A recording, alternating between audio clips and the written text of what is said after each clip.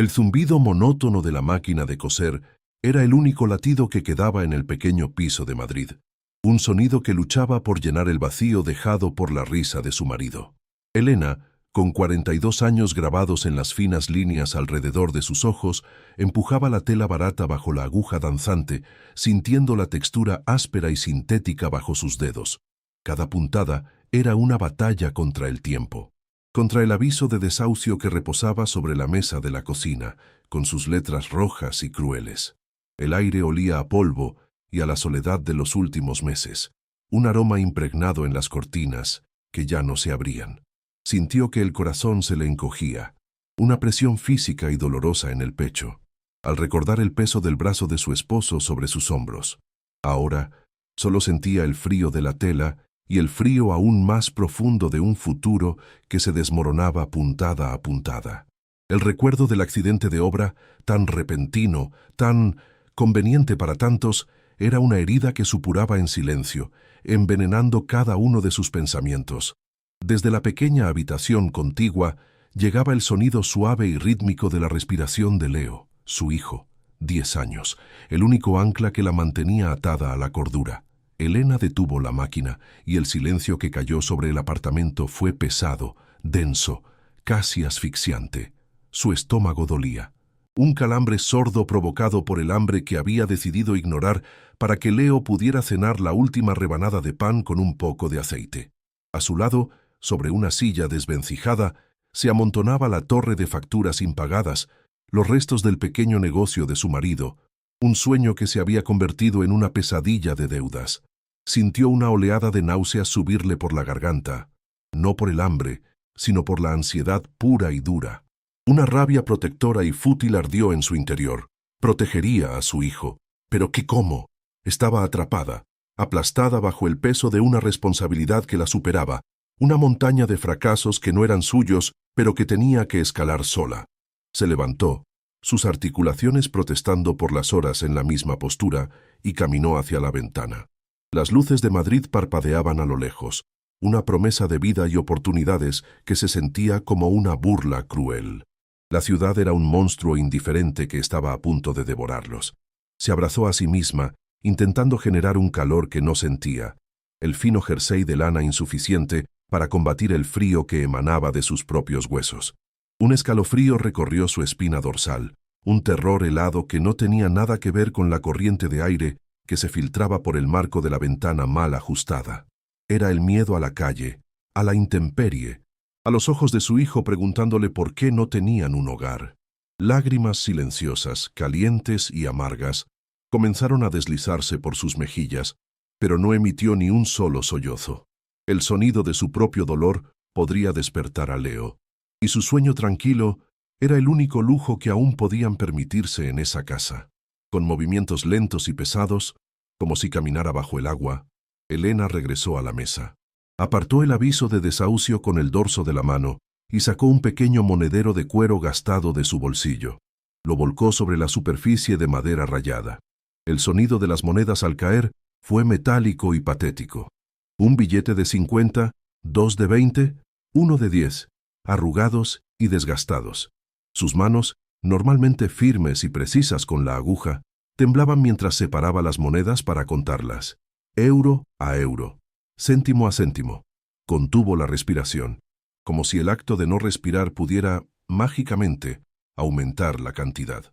El resultado final la golpeó con la fuerza de un puñetazo en el estómago. 187 euros y 40 céntimos.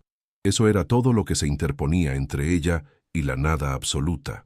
No era suficiente ni para una semana de alquiler. No era suficiente para nada. Era el certificado de su derrota, una cifra insignificante que representaba el valor de su vida entera. Caminó de puntillas hasta el umbral de la habitación de Leo y se apoyó contra el marco. La tenue luz de una farola se filtraba a través de la persiana, iluminando el rostro de su hijo. Dormía profundamente, con una expresión de paz que contrastaba violentamente con el torbellino que destrozaba a su madre por dentro. Era la viva imagen de su padre, la misma mata de pelo oscuro y rebelde, la misma curva de la boca. Un amor inmenso y doloroso se expandió en el pecho de Elena, tan intenso que la dejó sin aire, solo para ser aplastado de inmediato por una ola de desesperación helada. Le había fallado. Le había prometido a su marido, en sus últimos momentos, que cuidaría de él, que todo iría bien. Y ahora se veía incapaz de ofrecerle siquiera un techo seguro. El futuro ya no era un camino incierto, era un muro de granito negro, sólido e infranqueable, y ella sentía que corría hacia él a toda velocidad, sin frenos y sin escapatoria posible. 2 días después, el sonido monótono de la máquina de coser fue reemplazado por el crujido seco de un sobre oficial siendo rasgado. El cartero había dejado un sobre grueso, con un sello en relieve que olía a tinta y a una burocracia lejana e impersonal. Elena lo sostuvo con dedos temblorosos, sintiendo un peso inusual en el papel. El remitente era un bufete de abogados de Huesca, un lugar que para ella era tan exótico y distante como la luna. Sintió el corazón acelerarse, no con la habitual punzada de miedo por una nueva factura, sino con una extraña y diminuta curiosidad que le picaba bajo la piel. Por un instante, el peso del desahucio y la soledad pareció aliviarse, reemplazado por el misterio de aquel sobre. Lo abrió con un cuidado que no sentía desde hacía meses, el sonido del papel rasgándose llenando el silencio opresivo del piso. El mundo exterior, por primera vez en mucho tiempo, había decidido recordarle que existía más allá de sus 4 paredes desconchadas y su dolor silencioso. Las palabras eran formales, frías, un laberinto de jerga legal que Elena tuvo que leer 3 veces para empezar a comprender. Fallecimiento, tía abuela lejana, única heredera. Los nombres le resultaban vagamente familiares, ecos de historias que su madre le había contado de niña sobre parientes perdidos en las montañas. Y entonces, la frase clave, legándole en propiedad una borda y los terrenos adyacentes en la localidad de Valle Oscuro. Una casa, una propiedad. Las palabras flotaban ante sus ojos, irreales y milagrosas. Una casa, un lugar al que ir. El aire pareció regresar a sus pulmones de golpe. No era dinero, no era una fortuna, pero era un techo, un trozo de tierra, una alternativa a la calle. Una chispa diminuta y temblorosa de esperanza se encendió en el pozo oscuro de su pecho. Sintió que las rodillas le flaqueaban y tuvo que apoyarse en la mesa. El papel oficial arrugándose en su puño apretado. Valle Oscuro. El nombre sonaba a un cuento de hadas oscuro, pero para ella, en ese momento, sonaba a salvación. La decisión no fue una decisión en absoluto. Fue un acto de pura supervivencia, el instinto de una madre acorralada. No había nada que pensar. Quedarse en Madrid era una sentencia de muerte lenta en la indiferencia de la gran ciudad. Irse a Valloscuro era un salto al vacío, pero era un salto. Con una energía que no había sentido en meses, comenzó a moverse por el apartamento. El sonido de la vieja maleta de cartón, al ser arrastrada desde lo alto del armario, resonó con una finalidad abrumadora. Abrió los cajones, sacando la poca ropa que tenían, el olor a naftalina mezclándose con el polvo. Cada prenda doblada, cada objeto guardado, era un adiós a la vida que habían conocido. Las manos le temblaban, pero no de debilidad, sino de una extraña mezcla de pánico y determinación. Contó su dinero de nuevo. Los 187 euros ahora tenían un propósito claro: comprar 2 billetes de autobús solo de ida hacia el norte, hacia una esperanza frágil y desconocida que olía a pinos y a piedra vieja. Le contó la noticia a Leo esa misma noche. Se sentó en el borde de su cama, la tenue luz de la lámpara de noche suavizando las facciones de su hijo. Intentó que su voz sonara alegre, llena de promesas. Nos vamos de aventura, cariño, a una casa en las montañas, una casa que es nuestra. Leo la miró con sus ojos grandes y serios, los mismos ojos de su padre, y en ellos, Elena vio una mezcla de miedo infantil y una incipiente curiosidad. ¿Hay internet?, preguntó él, con la lógica implacable de un niño de 10 años. Elena sintió una punzada en el corazón, forzó una sonrisa, sintiendo cómo los músculos de su cara protestaban por el esfuerzo. Seguro que encontramos cosas más divertidas que internet. La mentira se sintió amarga en su boca, un sabor metálico que casi la hizo ahogarse. Lo estaba arrancando de su único mundo conocido, de sus amigos, de su escuela, para llevarlo a un lugar del que ella misma no sabía absolutamente nada, basado en la promesa de un papel. Sintió el peso de esa mentira sobre sus hombros. El día de la partida, el apartamento parecía más pequeño y más triste que nunca. Los espacios vacíos en las paredes donde antes colgaban fotos gritaban su ausencia. El eco de sus pasos sobre el suelo de madera era el único sonido, un requiem por la vida que dejaban atrás. Elena cerró la puerta por última vez, el clic de la cerradura resonando como un portazo definitivo a su pasado. No miró atrás. Caminaron por el pasillo, arrastrando la maleta que sonaba como si estuviera llena de piedras.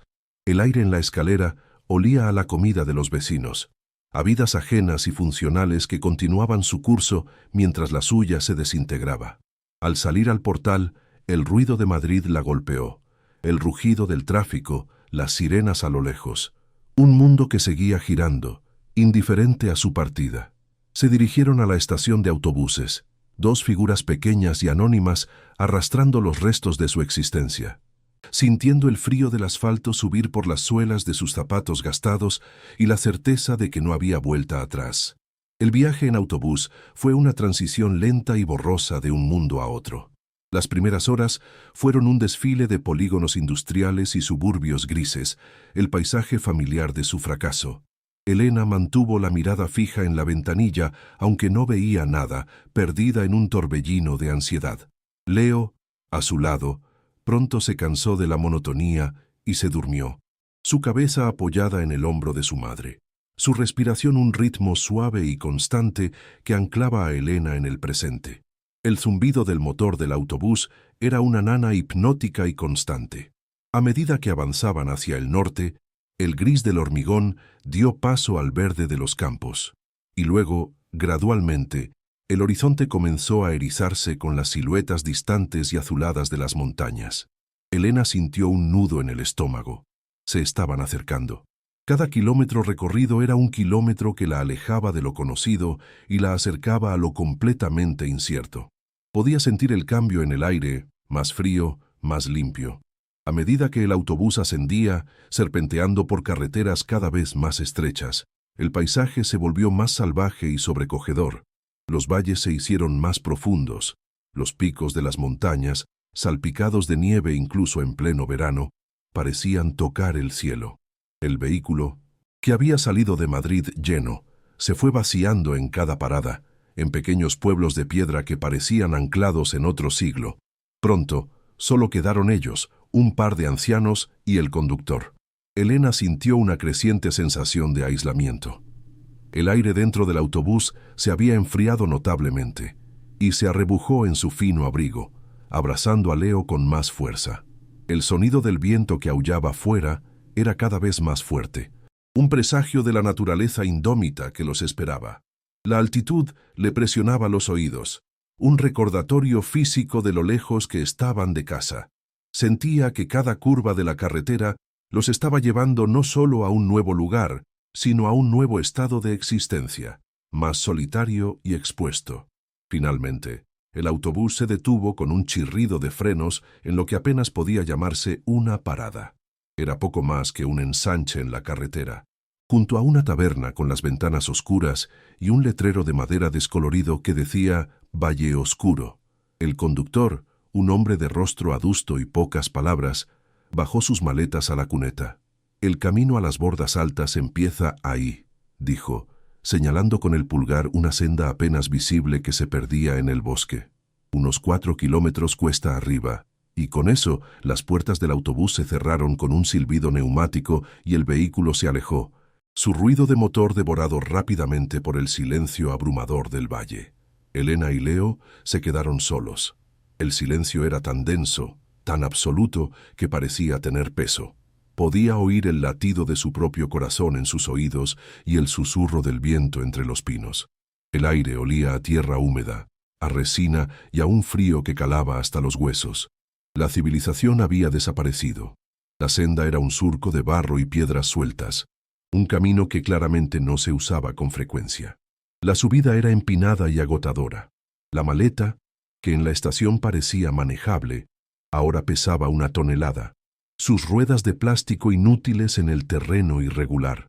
Elena la arrastraba, resoplando, sintiendo cómo el sudor frío le perlaba la frente a pesar del aire helado. Leo caminaba delante, a ratos en silencio, a ratos haciendo preguntas que Elena no podía contestar. ¿Falta mucho? ¿Por qué huele así? Olía a descomposición, a hojas podridas que llevaban años formando un colchón húmedo en el suelo del bosque. El sol, que apenas se filtraba a través de las copas de los árboles, creaba un juego de luces y sombras que hacía que el bosque pareciera lleno de ojos observándolos.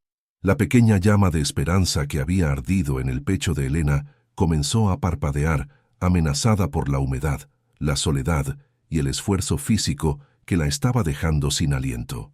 Cada paso era una batalla, y entonces, tras una curva en el camino, la vieron, o más bien, vieron lo que quedaba de ella. La palabra casa murió en los labios de Elena.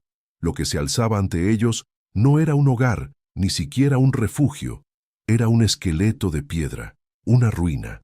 Las bordas de la carta era un montón de muros derrumbados, con vigas de madera carbonizadas apuntando al cielo gris como los dedos de un ahogado. El techo se había hundido en su mayor parte, dejando un agujero negro y boquiabierto. Las ventanas eran cuencas vacías y oscuras. La naturaleza estaba reclamando el lugar con una ferocidad implacable. La hiedra cubría las piedras como una mortaja y los árboles jóvenes crecían en lo que una vez debió ser la entrada. El golpe fue tan brutal, tan inesperado, que Elena sintió que el aire se le escapaba de los pulmones en un silbido ahogado. Se detuvo en seco, la maleta cayendo de su mano y aterrizando con un ruido sordo en el barro. El silencio del valle pareció burlarse de ella. Se quedó paralizada, con la mirada fija en el desastre. Su mente se negaba a procesar lo que sus ojos veían. Esto no podía ser. Tenía que haber un error. Buscó en su bolso con manos torpes, sacando el sobre arrugado del abogado, como si releyendo las palabras pudiera cambiar la realidad. Una borda y terrenos adyacentes. La ironía era tan cruel que le arrancó una risa seca y sin alegría, un sonido que sonó extraño y roto en el silencio. A su lado, sintió cómo la pequeña mano de Leo se aferraba a la suya con fuerza. «Mamá», susurró él, y su voz era un hilo delgado y tembloroso. ¿Es aquí?» La inocencia y el miedo en esa simple pregunta fueron la piedra que finalmente rompió la presa de su autocontrol. No pudo responder, no pudo moverse. Una ola de náuseas violentas subió por su garganta y tuvo que tragar saliva para no vomitar. La esperanza no solo se había extinguido, había sido una trampa, un cebo cruel que la había llevado a una ruina aún más profunda que la que había dejado atrás. Con movimientos de autómata, dio un paso hacia la entrada derruida y luego otro. El umbral no tenía puerta. Al cruzarlo, el cambio de atmósfera fue instantáneo y nauseabundo. El olor, Dios mío, el olor, una mezcla pútrida de moho, humedad, podredumbre y excrementos de animales, la golpeó como una pared física. Era el hedor de la decadencia, de algo que llevaba muerto mucho, mucho tiempo. El suelo bajo sus pies estaba cubierto de escombros, hojas secas y una capa de suciedad húmeda que se pegaba a las suelas de sus zapatos. La luz que entraba por el techo hundido iluminaba motas de polvo que danzaban en el aire denso y estancado. Elena sintió que el corazón se le encogía hasta convertirse en una piedra fría y pesada en su pecho. Esto no era un refugio, esto no era un comienzo, esto era una tumba, y ella había traído a su hijo a morir con ella en este lugar olvidado por Dios. El frío no era solo del ambiente, era un frío que le nacía desde dentro. Apoyó una mano en la pared de piedra más cercana, buscando un apoyo que no existía. Sus dedos resbalaron sobre una capa de musgo viscoso y frío, y retiró la mano con una exclamación de asco. El contacto se sintió como tocar la piel de un cadáver. En ese momento, un movimiento rápido en la penumbra captó su atención. Una rata, grande y gorda, se escabulló por encima de una viga caída y desapareció en un agujero del muro. El sonido de sus pequeñas garras arañando la madera resonó en el silencio sepulcral, un sonido que hizo que un escalofrío de puro terror y repulsión recorriera la espina dorsal de Elena. No era solo una casa en ruinas, estaba viva, pero con una vida que no era humana, una vida que se alimentaba de la descomposición y la oscuridad. Sintió la bilis subir por su garganta de nuevo, el sabor ácido de la derrota absoluta. Madrid, con su aviso de desahucio y sus facturas, de repente le pareció un paraíso perdido, un lujo inalcanzable. Fue entonces cuando lo oyó. Un sonido pequeño, ahogado, casi inaudible. Leo había empezado a llorar. No era un llanto ruidoso de rabieta, sino un sollozo silencioso y desconsolado, las lágrimas corriendo por sus sucias mejillas mientras miraba el horror que los rodeaba. Ese sonido rompió el último vestigio de la fortaleza de Elena. Se arrodilló en el suelo sucio, sin importarle la humedad ni la mugre, y lo abrazó con una fuerza desesperada. Pero mientras lo hacía, se sintió completamente vacía, hueca por dentro. El frío de la piedra parecía haberse transferido a su alma, congelando cualquier emoción que no fuera una desesperación helada y absoluta. No había consuelo que ofrecer, no había mentiras que contar. La verdad estaba allí, en los muros derruidos, en el hedor a podredumbre y en las lágrimas de su hijo. Había intercambiado una prisión por otra, y esta nueva celda era infinitamente más cruel, aislada y sin escapatoria. Elena levantó la vista de la cabeza de su hijo y contempló la estructura colapsada. El agujero en el techo era como una herida abierta al cielo gris, un recordatorio constante de su desprotección. El viento silbaba a través de las grietas de las paredes, una melodía fúnebre para su esperanza muerta. Cada detalle de la ruina era una burla a su ingenuidad, un castigo por haberse atrevido a soñar con una salida. Sintió que su corazón, que había creído destrozado más allá de toda reparación, se fragmentaba en 1000 pedazos helados. Esto no era un salvavidas, era el ancla que la arrastraría al fondo. Había conducido a su hijo, su única razón para vivir, a la boca del lobo, a un lugar donde el frío, el hambre y la soledad serían sus únicos compañeros. La energía que la había impulsado a salir de Madrid se desvaneció por completo, dejándola en el suelo fangoso de aquella ruina, más vacía, más rota y más desesperada que nunca en su vida. Había tocado fondo. Pasaron 3 días, o quizás 4. El tiempo en Valle Oscuro no se medía en horas, sino en grados de frío y en la intensidad del hambre. La desesperación inicial se había solidificado en una rutina sombría y tenaz de supervivencia. Elena había logrado despejar una esquina de la estancia principal, la menos expuesta al agujero del techo, creando un precario campamento. Había barrido los escombros con una rama de pino, creando un espacio de apenas unos metros cuadrados de suelo de piedra relativamente limpio. Durante el día, el aire olía a la resina de la leña húmeda que intentaban quemar sin éxito, y por la noche, el hedor a moho y a tierra mojada lo invadía todo de nuevo. La esperanza no había vuelto, pero había sido reemplazada por un instinto animal de pura y dura resistencia, una determinación silenciosa que nacía del miedo a ver a su hijo temblar de frío una noche más. Cada amanecer gris era una pequeña y amarga victoria contra la ruina que los rodeaba. Habían encontrado una fuente de agua, un manantial que brotaba de las rocas a unos 100 metros de la borda. El agua era tan fría que dolía en los dientes y en las manos al recogerla en la única botella de plástico que les quedaba. Era su único lujo, su única certeza. La comida era una preocupación constante que le retorcía el estómago a Elena, un nudo de ansiedad que nunca desaparecía. Habían encontrado algunas bayas silvestres que recordaba de un libro de su infancia, pero eran escasas y ácidas. La mayor parte de su dieta consistía en la magra despensa que habían traído de Madrid, racionada hasta el extremo. Elena sentía sus propias fuerzas menguar día a día, el hambre una presencia constante y mareante.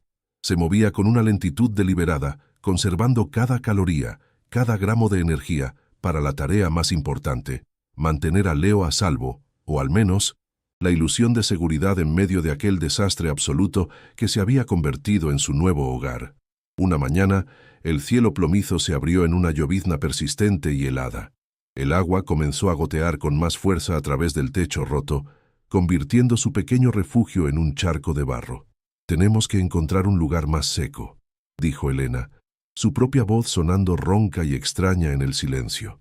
Sus ojos recorrieron la estructura en ruinas y se posaron en una pequeña puerta de madera podrida en la parte trasera de la estancia principal, que parecía conducir a una despensa o almacén.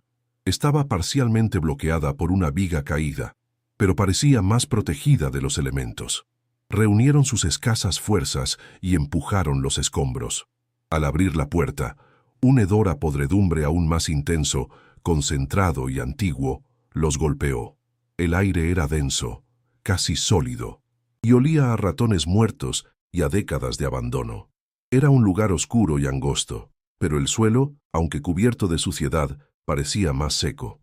Fue allí donde la supervivencia dio paso al misterio. Mientras Elena intentaba barrer la gruesa capa de suciedad y excrementos con su escoba improvisada, Leo, movido por el aburrimiento y la curiosidad infantil, empezó a golpear las tablas del suelo con un trozo de madera. La mayoría emitían un sonido sordo y húmedo, pero de repente una de ellas sonó diferente. Un toc hueco y resonante que cortó el aire viciado de la despensa. «Mamá, escucha», dijo Leo, su voz llena de un entusiasmo que Elena no le oía desde hacía semanas. Volvió a golpear. Toc, toc. El sonido era inconfundible. Elena se detuvo. El corazón le dio un vuelco repentino. Se arrodilló junto a su hijo, el frío de la madera húmeda traspasando la fina tela de sus pantalones. Pasó los dedos por los bordes de la tabla. Estaba suelta. Con un esfuerzo combinado, hicieron palanca con la rama que usaban como escoba. La madera, podrida por los bordes, cedió con un crujido lastimero, revelando el oscuro subsuelo de vigas y tierra. La tabla no ocultaba un tesoro, al menos no a primera vista. Debajo solo había la viga maestra de madera que sostenía el piso, oscura y cubierta de telarañas. Leo suspiró, decepcionado, pero Elena se quedó mirando, inmóvil. Algo había llamado su atención. Se inclinó más, apartando las telarañas con una mano temblorosa, y entonces lo vio, tallado en la superficie de la viga, no con la tosquedad de un garabato infantil, sino con una precisión y una delicadeza sorprendentes. Había un pequeño pájaro. Era un diseño estilizado, casi abstracto, con las alas extendidas en pleno vuelo. La talla era vieja, la madera oscurecida por el tiempo, pero era innegablemente deliberada. Un escalofrío que no tenía nada que ver con el frío recorrió la espalda de Elena. Aquello no era una casualidad. Aquel pájaro no debería estar allí, escondido bajo el suelo de una despensa podrida. Era un secreto, una señal, el primer susurro de una historia olvidada. La talla era pequeña, no más grande que la palma de su mano, pero tenía una presencia extraña, casi magnética. Elena pasó la yema del dedo por las líneas suaves y curvas del pájaro, sintiendo la textura de la madera tallada hace tanto tiempo.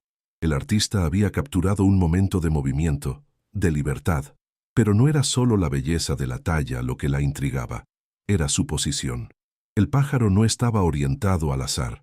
Su cabeza y su pico apuntaban decididamente en una dirección hacia el interior de la borda, hacia la pared de piedra donde se erigía la enorme y oscura chimenea. No era una mirada, pero lo parecía. Era una indicación, una flecha silenciosa en la oscuridad. El corazón de Elena comenzó a latir con una nueva cadencia, no de miedo o desesperación, sino de una incipiente y peligrosa curiosidad. Por primera vez, desde que llegaron, una pregunta diferente al «¿cómo sobreviviremos?» se formó en su mente. ¿Qué significa esto? Dejó la despensa y caminó lentamente hacia la chimenea. Era una construcción monstruosa de piedra oscura, que ocupaba casi toda la pared del fondo. Fría, negra de hollín y envuelta en telarañas, parecía un altar pagano a un dios olvidado del fuego. El olor a cenizas frías y a creosota era intenso. Recordó el pájaro, su pico apuntando directamente hacia allí. Sintió un impulso irracional, una certeza de que la respuesta, o al menos la siguiente pista, estaba allí, en algún lugar de aquella masa de piedra y hollín. Empezó a examinarla, primero con la vista, buscando cualquier cosa fuera de lo común.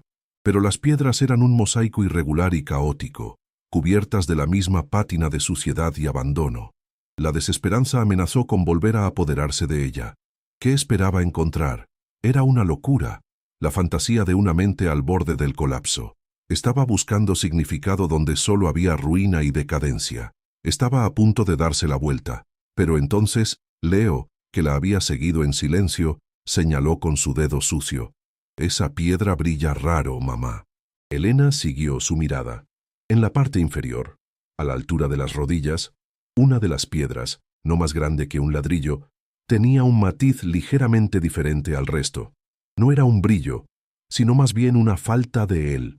Mientras las demás estaban cubiertas de una capa de mugre polvorienta, esa parecía más limpia, como si hubiera sido tocada o movida más recientemente que las demás. O quizás era la forma en que la débil luz del día incidía sobre ella. Se arrodilló de nuevo, el frío de la piedra del suelo calándole los huesos. Pasó la mano por encima y sintió una ligera diferencia en la textura. Era más lisa, y al presionar los bordes, notó una mínima, casi imperceptible, holgura. Sintió una sacudida eléctrica. No era una locura. Había algo. La señal del pájaro era real, y estaba a punto de descubrir a dónde conducía.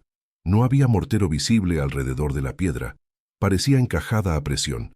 Intentó moverla con los dedos, pero no cedió. La frustración le subió a la garganta. Tan cerca. Necesitaba algo para hacer palanca. Su mirada recorrió el suelo lleno de escombros y encontró un trozo de metal oxidado, parte de una vieja herramienta de la chimenea. Lo encajó con cuidado en la fina grieta superior de la piedra y empujó. Al principio, no pasó nada. El metal chirrió contra la piedra, un sonido agudo que le puso los pelos de punta. Empujó con más fuerza, usando el peso de su cuerpo. Hubo un crujido sordo, el sonido de la piedra raspando contra la piedra después de décadas de inmovilidad. La piedra se movió 1 centímetro. Un torrente de adrenalina la inundó, borrando el cansancio y el hambre. Volvió a hacer palanca, y esta vez, la piedra cedió por completo, cayendo hacia adelante sobre sus manos con un ruido sordo y pesado. Detrás, solo había oscuridad. El agujero que dejó la piedra era una boca negra y cuadrada. De su interior emanó una ráfaga de aire seco y estancado, un olor completamente diferente al del resto de la casa. No olía a moho ni a podredumbre, sino a polvo, a papel viejo y a un encierro prolongado. Olía a tiempo detenido. Elena contuvo la respiración, el corazón martilleándole contra las costillas. Leo se pegó a su espalda, mirando por encima de su hombro con los ojos muy abiertos. Con una mano temblorosa, Elena metió el brazo en la cavidad. La oscuridad era total. Sus dedos no encontraron nada, solo el vacío y las paredes frías y lisas del hueco. Avanzó más el brazo, hasta el hombro, palpando a ciegas. Y entonces, sus dedos rozaron algo. Era metálico, y estaba helado. Un frío seco y profundo, el frío del metal que ha pasado décadas en la más absoluta oscuridad. Sus dedos se cerraron sobre un borde afilado y tiró. El objeto era pesado y se resistió, raspando contra el fondo del hueco. Tiró con más fuerza, con las 2 manos, y finalmente logró sacarlo a la luz. Era una caja de caudales, pequeña, rectangular, de metal oscuro y con los bordes reforzados. No era un cofre del tesoro de un cuento de hadas, sino algo mucho más práctico y serio. Estaba cubierta por una fina capa de polvo, pero por lo demás parecía intacta, salvada de la humedad y la decadencia que habían consumido el resto de la casa. La sostuvo sobre su regazo, sintiendo su peso sólido y real. Era el objeto más tangible y bien conservado de toda la borda. En el centro, una pequeña cerradura de latón, ahora oscurecida por el tiempo, se burlaba de ella. No había llave. Un nuevo muro de frustración se alzó ante ella. Había seguido las pistas, había encontrado el secreto, y ahora estaba a un simple trozo de metal de la respuesta. La ironía era cruel, pero al mirar la caja, no sintió derrota, sino una determinación feroz. La abriría. Tenía que hacerlo. No había tiempo para la sutileza. Cogió una piedra afilada del suelo y comenzó a golpear la cerradura. El sonido metálico y violento de los golpes resonó en la casa en ruinas, una profanación del silencio sepulcral. Cada golpe era una liberación de la frustración, del miedo y de la desesperación de los últimos días. Golpeó una y otra vez, con una fuerza que no sabía que poseía, hasta que sus manos dolieron y el metal de la cerradura comenzó a deformarse. Finalmente, con un último golpe certero, el mecanismo cedió con un chasquido metálico y seco. La tapa de la caja se levantó 1 centímetro. Elena se detuvo, el pecho subiéndole y bajándole con fuerza. El silencio regresó, más denso que antes. Con dedos que temblaban de anticipación y de esfuerzo, levantó la tapa lentamente. El chirrido de las bisagras oxidadas fue el único sonido. Miró dentro. No había oro ni joyas. No había un tesoro de monedas brillantes. Lo que había dentro era algo infinitamente más valioso y peligroso. Dentro de la caja, protegido del paso del tiempo, había un pequeño álbum de fotos de cuero oscuro y agrietado.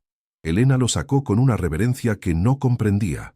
El aire atrapado en su interior olía a papel viejo y a recuerdos secos.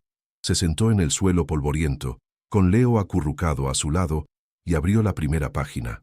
Una fotografía en blanco y negro, descolorida en los bordes, le devolvió la mirada. Era una niña, de unos 12 años, con el pelo oscuro y largo, y una sonrisa tímida. Llevaba un vestido de verano y estaba de pie justo delante de la borda. Pero no era la ruina que conocían. En la foto, la casa estaba viva. Tenía cortinas en las ventanas, una puerta de madera maciza y macetas con flores en el alféizar. Era un hogar feliz, a juzgar por la sonrisa de la niña. Elena sintió una punzada de algo extraño en el pecho.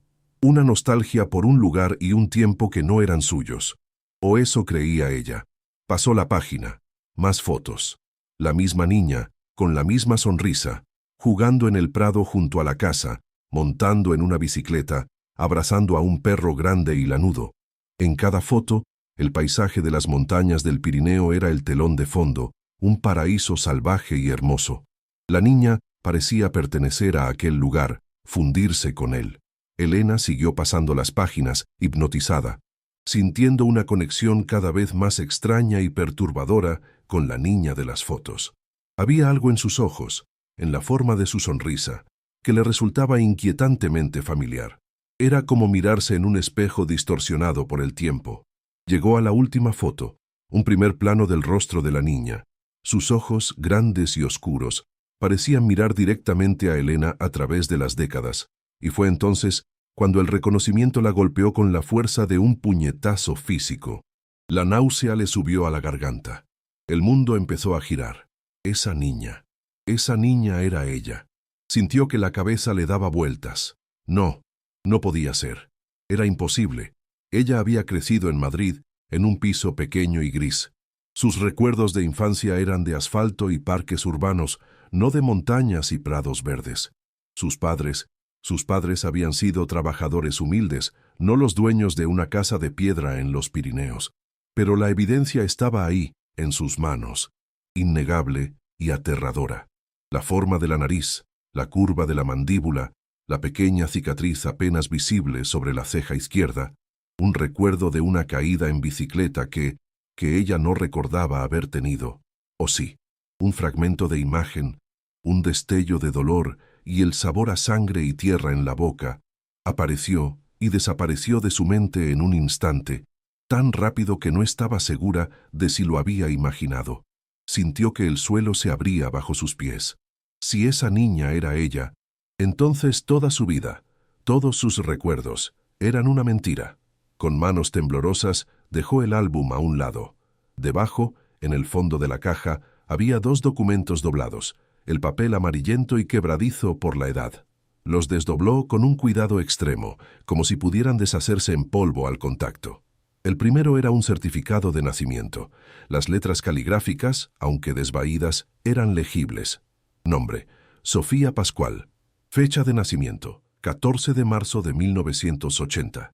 Elena sintió que el aire se le escapaba de los pulmones. Era su fecha de nacimiento, su cumpleaños exacto, pero su nombre era Elena García. Siempre lo había sido. El nombre de Sofía no le decía nada. Era el nombre de una extraña, pero una extraña que había nacido el mismo día que ella. La coincidencia era demasiado imposible, demasiado monstruosa.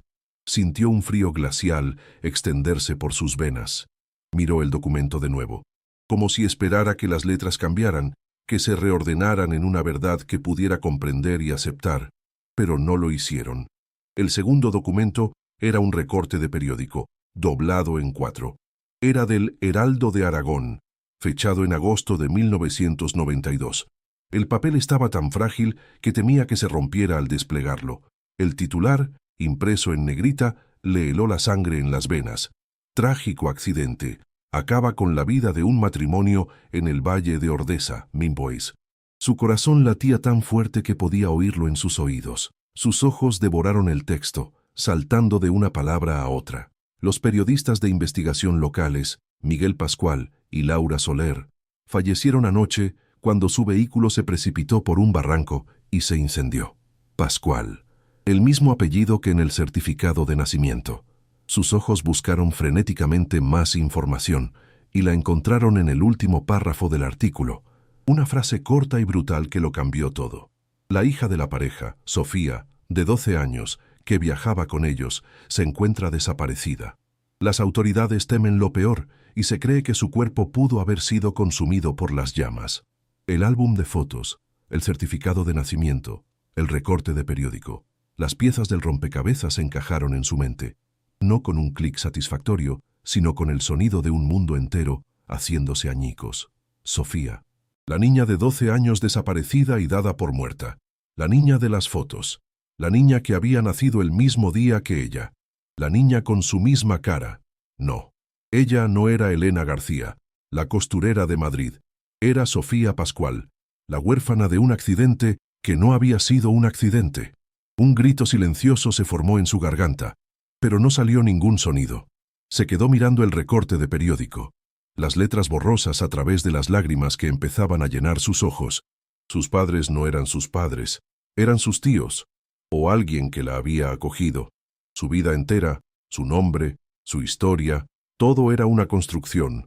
Un andamiaje frágil construido sobre los cimientos de una tragedia y una mentira terrible. El suelo bajo ella había desaparecido por completo. El mundo se inclinó sobre su eje, las viejas paredes de piedra de la borda parecieron ondular y deformarse. Sofía. El nombre era un eco extraño en la caverna de su mente. Una vibración que no reconocía pero que, de alguna manera, sentía como propia. Se tocó la cara, los dedos trazando el contorno de su mandíbula, sus pómulos, intentando reconciliar su reflejo en los charcos sucios del suelo con la niña sonriente de la fotografía. El cerebro le dolía por el esfuerzo de contener dos realidades a la vez: la vida de Elena García, la costurera viuda de Madrid, y la existencia fantasma de Sofía Pascual, la huérfana perdida de los Pirineos. El sonido de su propia respiración era áspero y ruidoso en el silencio sepulcral, un recordatorio de que, a pesar de todo, seguía viva, atrapada en la encrucijada de dos vidas. Un frío profundo, que no provenía de la humedad sino de la conmoción, comenzó a subir desde el suelo de piedra, apoderándose de su cuerpo. Las piezas dispersas de su vida en Madrid comenzaron a encajar con una claridad aterradora. La reticencia de las personas que la habían criado, a quienes siempre llamó padres, su renuencia a hablar del pasado, sus respuestas vagas a sus preguntas infantiles sobre la familia, la ausencia de fotos de ella de bebé. Todo adquiría ahora un sentido macabro. No eran sus padres, eran sus guardianes, sus tíos. El corazón se le encogió en una dolorosa mezcla de gratitud y una nueva y profunda sensación de pérdida. La habían protegido, la habían amado a su manera torpe y silenciosa, pero lo habían hecho construyendo una fortaleza de mentiras a su alrededor. Se sintió como una impostora en su propia vida. El olor a papel viejo y a tinta desvaída que emanaba de los documentos parecía el olor mismo de su historia enterrada, un aroma que ahora impregnaba cada recuerdo que creía tener. Su pasado no era un libro abierto, era un manuscrito cifrado. Su tía abuela, la mujer que le había legado esta ruina. De repente, el gesto ya no parecía una carga, sino un acto de una valentía y una previsión asombrosas. No era una herencia de piedra y tierra, era una herencia de verdad. Un mapa del tesoro donde el tesoro era su propia identidad. Aquella mujer había rescatado a una niña traumatizada y amnésica del epicentro de una masacre, le había inventado una muerte para protegerla del monstruo que había devorado a su familia y la había escondido a plena vista en el anonimato de la gran ciudad. La borda no era una trampa, era la clave. La desolación que había sentido al llegar se transformó en un sobrecogedor respeto por el sacrificio de aquella mujer. La casa no era un fin, era un principio. un lugar para recordar quién era. Y, quizás, por qué habían intentado borrarla del mundo con tanto ahínco. Periodistas de investigación. Las palabras del recorte de periódico ardían en su mente, incandescentes. ¿Qué historia era tan peligrosa? ¿Qué verdad tan explosiva habían desenterrado sus padres para que alguien decidiera silenciarlos de una forma tan definitiva y brutal? El accidente, el coche precipitándose por un barranco, el fuego que consumió los cuerpos, ya no parecía una tragedia fortuita. Olía a ejecución, a una operación de limpieza meticulosamente planeada. Un escalofrío violento sacudió su cuerpo. Sus padres no murieron. Fueron asesinados. La palabra resonó en el silencio de la borda, fría y afilada. Y ella, Sofía, la niña de 12 años, era la única testigo que había sobrevivido, salvada por el velo misericordioso y a la vez cruel de la amnesia. Ahora entendía el miedo perpetuo en los ojos de sus tíos, el motivo por el que la habían criado como a una flor de invernadero, alejada de cualquier peligro. Y entonces, el recuerdo de la muerte de su marido, apenas unos meses atrás, la golpeó con la fuerza de un rayo. Un sospechoso accidente de obra, tan repentino, tan conveniente para la empresa constructora. ¿Era posible? ¿Podían dos accidentes, separados por 3 décadas y cientos de kilómetros, estar conectados por el mismo hilo siniestro? La idea era tan monstruosa que su mente luchó por rechazarla. Pero la semilla de la duda ya estaba plantada, una raíz helada que se enroscaba alrededor de su corazón. Si el mal que se había llevado a sus verdaderos padres seguía activo, había descubierto de algún modo quién era ella. La muerte del hombre que amaba no había sido un accidente, sino una advertencia. La náusea volvió con fuerza, un sabor amargo a miedo y a una paranoia que, de repente, no parecía en absoluto irracional, sino una conclusión lógica y aterradora. Las horas siguientes se disolvieron en una neblina de conmoción y miedo. Elena, o Sofía, no estaba segura de quién era ya. Se aferraba al pequeño álbum de fotos. Acariciaba el rostro de la niña que había sido, intentando forzar un recuerdo, un destello, cualquier cosa que rompiera el muro en blanco de su pasado. Leo, percibiendo la tormenta silenciosa que se agitaba dentro de su madre, se mantuvo a su lado, una presencia pequeña y cálida en medio del frío de la ruina. El viento aullaba en el exterior, un lamento que parecía el eco del dolor de su alma recién rota. Guardó los documentos y el álbum de nuevo en la caja de metal, que ahora pesaba infinitamente más. Ya no contenía solo su pasado, contenía una verdad que podía matar, una bomba de relojería que acababa de empezar su cuenta atrás en sus propias manos. A última hora de la tarde, un sonido nuevo y extraño quebró el silencio primordial del valle. No era el viento, ni el crujido de las ramas, ni el murmullo de los animales. Era un rugido bajo y potente, el sonido inconfundible de un motor de combustión, uno caro y poderoso, que se abría paso por el camino de tierra. Elena sintió que el corazón se le detenía en el pecho. Nadie venía nunca a aquel lugar. El sonido se hizo más fuerte, un gruñido amenazante que parecía hacer vibrar las viejas piedras de la borda. Se asomó con infinita cautela por uno de los huecos de las ventanas. Un todoterreno negro y reluciente, absurdamente fuera de lugar en aquel paraje salvaje, se detuvo a pocos metros. El barro fresco salpicó su carrocería impoluta, como si el bosque intentara manchar su arrogancia. El corazón le martilleaba en los oídos, ahogando cualquier otro sonido. Una visita no era una casualidad, era una consecuencia. La puerta del conductor se abrió con un clic suave y un hombre descendió del vehículo. Era alto, de unos 70 años, pero se movía con una agilidad y una seguridad que desmentían su edad. Vestía un traje de casa de tweed hecho a medida y unas botas de cuero tan pulidas que reflejaban el cielo gris. Su pelo, completamente blanco, estaba peinado hacia atrás con una precisión impecable. No era un excursionista, era un conquistador. Emanaba un aura de poder y de propiedad, como si el aire que respiraba y la tierra que pisaba le pertenecieran por derecho. Su rostro era una máscara de amabilidad aristocrática, pero sus ojos, pequeños y oscuros como fragmentos de obsidiana, barrieron la ruina con una mirada calculadora y gélida. Elena sintió un miedo instintivo y primario, el pánico de la presa que siente la presencia del depredador antes de verlo. El hombre se acercó a la entrada, deteniéndose justo en el umbral, sin atreverse a cruzarlo, como si el interior fuera indigno de sus botas impolutas. «Buenas tardes», dijo. Su voz era grave y resonaba con una autoridad natural. «Mi nombre es Arturo de la Vega. Mis tierras colindan con esta propiedad». Hizo una pausa deliberada, sus ojos fijos en Elena, y luego en Leo, que se había escondido instintivamente detrás de ella. Una sonrisa que no alcanzó sus ojos se dibujó en sus labios. «Me ha sorprendido mucho saber que la vieja borda de los Pascual estaba ocupada de nuevo. Han pasado tantos años». El nombre, Pascual, pronunciado con una familiaridad casual, golpeó a Elena como una bofetada helada. No era una coincidencia. Él lo sabía.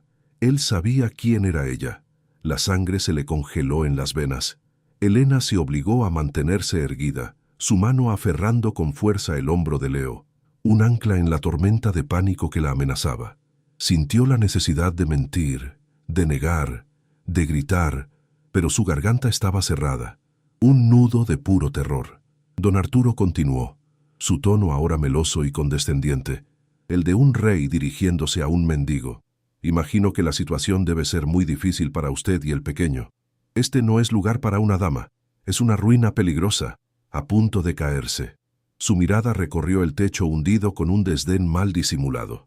«De hecho, he estado pensando en sanear esta parte del valle, expandir un poco mis terrenos, y esta parcela, que no tiene ningún valor, es la única que interrumpe el paisaje». La forma en que pronunció «ningún valor» fue como una puñalada. No era una opinión, era una amenaza, y entonces llegó la oferta, el cebo en la trampa. «Mire, entiendo que ha heredado este problema y no sabe qué hacer con él. Para ahorrarle la molestia, estoy dispuesto a comprárselo». Hizo una pausa dramática. «Le ofrezco, digamos, 2.000 euros, en efectivo, ahora mismo». Metió la mano en el bolsillo interior de su chaqueta y sacó un fajo de billetes de 50, sujetado con una goma elástica. El gesto fue deliberadamente ofensivo, diseñado para restregarle por la cara el poder de él y la desesperación de ella. 2.000 euros, una semana antes, esa cantidad habría sido su salvación, pero ahora, con el conocimiento que ardía en la caja de metal escondida a pocos metros, sabía que esa tierra no carecía de valor. Valía la vida de sus padres. La oferta era un insulto, y era una prueba. Quería saber si ella sabía. Elena encontró su voz, aunque salió como un susurro ronco, apenas audible. «No, no está en venta». Las 4 palabras quedaron suspendidas en el aire frío que los separaba, cargadas de un desafío que ni ella misma sabía que poseía. El silencio que siguió fue denso y pesado, un vacío lleno de tensión. La sonrisa de don Arturo de la Vega se desvaneció por completo. Su rostro se transformó. La máscara de amabilidad se agrietó y cayó, revelando por un instante al depredador que había debajo. Sus ojos se entrecerraron, y un destello de fría furia brilló en ellos. El cambio fue sutil, pero Elena lo sintió como si la temperatura del valle hubiera descendido 10 grados de golpe. Este hombre no estaba acostumbrado a que le llevaran la contraria. Su corazón, que antes martilleaba, ahora parecía haberse detenido por completo. Don Arturo guardó lentamente el dinero en su chaqueta, cada movimiento deliberado y amenazante. Su mirada se endureció hasta convertirse en 2 esquirlas de hielo. «Esa es una decisión muy imprudente, señora», dijo, y su voz ya no era melosa, sino afilada como el borde de un cuchillo. Dio un paso hacia ella, invadiendo su espacio, y bajó la voz a un susurro conspirador que era mucho más aterrador que cualquier grito. «Las montañas son lugares traicioneros, llenas de peligros ocultos. El tiempo cambia en un instante. Las piedras se desprenden de la nada, la gente se pierde». Hizo una pausa, dejando que cada palabra se clavara en la mente de Elena como un dardo envenenado. No era una advertencia, era una promesa. Y entonces asestó el golpe final, la frase que conectó 30 años de dolor y misterio en un único instante de terror absoluto. «Pero no hace falta estar aquí para que ocurran desgracias, incluso en la ciudad. Lejos de todo esto, pueden pasar cosas terribles.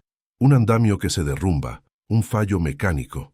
Levantó la vista y sus ojos se clavaron en los de Elena, un depredador que finalmente acorralaba a su presa. Los accidentes ocurren, ¿sabe usted? En ese momento, toda duda se evaporó, reemplazada por una certeza helada y absoluta.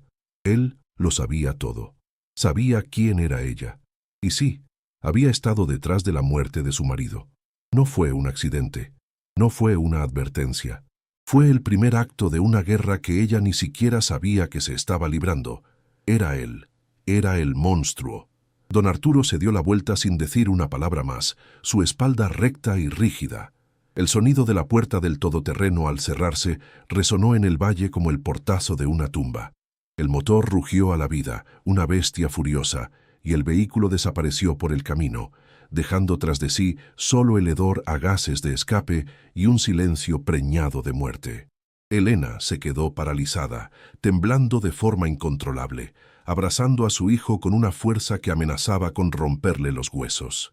La lucha por la supervivencia contra el frío y el hambre había terminado.